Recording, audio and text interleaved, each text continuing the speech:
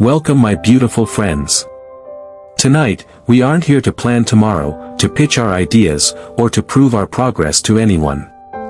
We are simply sitting together in a quiet, comforting truth.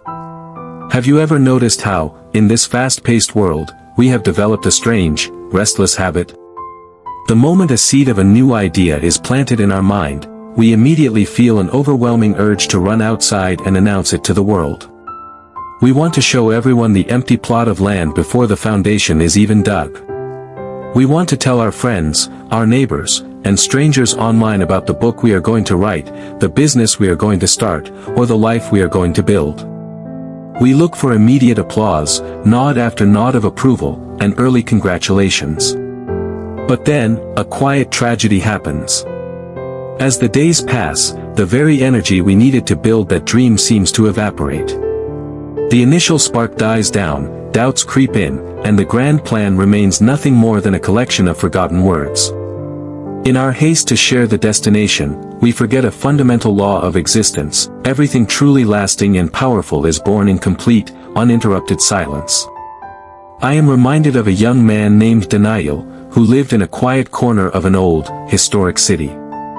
Daniyal was 24 years old, ambitious, creative, and full of vibrant energy. He was a talented furniture designer and carpenter who dreamed of opening his own independent workshop. Daniyal had no shortage of brilliant ideas. His notebooks were filled with intricate sketches of handcrafted tables, carved wooden chairs, and traditional archways. Yet, despite his talent, Daniyal was constantly frustrated. Whenever a new design came to his mind, he couldn't keep it to himself. He would spend hours telling his friends at the local cafe about his plans. He would describe every detail with burning passion, seeking their admiration and validation.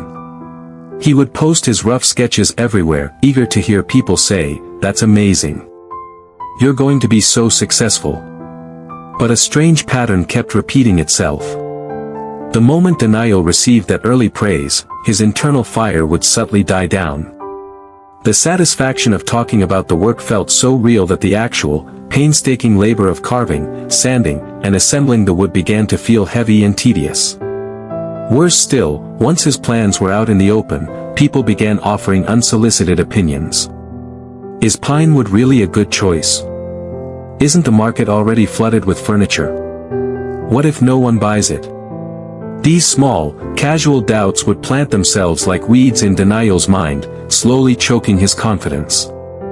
Within a few weeks, his ambitious projects would stall, left half-finished in the dusty corner of his garage.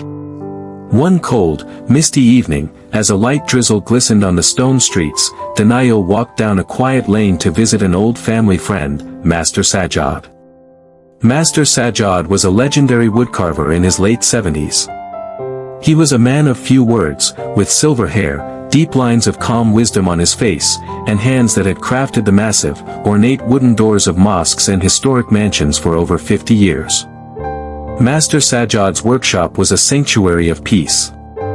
The air smelled rich with cedar wood shavings, beeswax, and damp earth. Warm, golden light from a hanging oil lamp illuminated stacks of aged oak planks resting silently against the brick walls.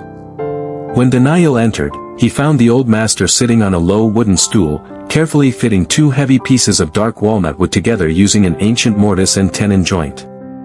Master Sajjad applied a thin layer of natural glue, joined the timber with incredible precision, and then tightened heavy iron clamps around the wood. Daniyal sat down on an overturned crate, letting out a long, heavy sigh. "Master Sajjad," Daniyal said, his voice filled with weariness. "I don't understand what is wrong with me.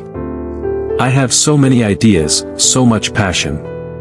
But every time I start a new project, I lose my momentum. The excitement disappears, people start questioning my ideas, and the project collapses before I even finish it. Why can't I seem to build anything real?" Master Sajjad didn't answer immediately. He picked up a soft cloth, wiped the excess glue from the wooden joint, and set his tools down with quiet deliberation. He looked over at the young man with eyes full of deep, patient understanding. "Daniyal," the old master said softly, his voice low and steady. "Come take a look at this joint. Daniyal stood up and walked over, looking at the two heavy blocks of dark walnut pressed tightly together by the iron clamps. "If I remove these clamps right now," Master Sajjad said, "and try to lift this door frame to show the neighborhood how beautiful it is going to be, what do you think will happen?" "The joint will break," Daniyal replied immediately. "The glue hasn't cured yet. It needs time." "Precisely," Master Sajjad nodded gently. "It needs time, and above all, it needs silence and pressure in the dark. The strength of this joint does not come from the wood alone, nor from the glue. It comes from staying clamped tight, undisturbed, until the bond becomes stronger than the wood itself. If I open these clamps every hour to show travelers on the street how strong the bond is getting, I will ruin the work with my own hands." The old carver leaned back against his workbench, looking out at the rain tapping softly against the small glass window. "My dear boy, human energy is like steam inside a boiler. When you keep the valves closed, the pressure builds, giving the steam the power to push a heavy locomotive across miles of track. But if you open the steam valves every few minutes just to make a loud whistling noise for the onlookers, you exhaust your power. You get the applause for the noise, but the train never leaves the station." Master Sajjad reached into a small clay bowl on his table and picked up a single, dark walnut seed. He held it out in his palm. "Consider this seed," the old man whispered. "When it is planted deep in the dark earth, it does not make a sound. It sits in total darkness, hidden from the sun, hidden from the birds, hidden from the eyes of men. It doesn't announce to the garden that it is going to become a mighty tree. It works in complete silence. Its roots push quietly down into the cold soil, anchoring itself deep into the earth. Only when its roots are unshakable does it break through the surface into the light. And by the time the world sees it, it is no longer a fragile idea, it is a living, breathing tree that no wind can easily tear down." The old carver set the seed back down and placed a warm, heavy hand on Daniyal's shoulder. "You have been digging up your seeds every single morning, Daniyal. You plant an idea, and before it can take root, you dig it up to show everyone how pretty it looks. You seek the applause of men before you have earned the strength of the wood. You are spending all your precious steam on the whistle." Master Sajjad's words hit Daniyal's heart with the clarity of a ringing bell. In that quiet, fragrant workshop, surrounded by the scent of cedar and the soft sound of rain, the truth became undeniable. Daniyal realized that his constant need to talk, to share, and to seek validation was actually a form of fear. He was using early praise to satisfy his ego, leaving his spirit empty when the real work began.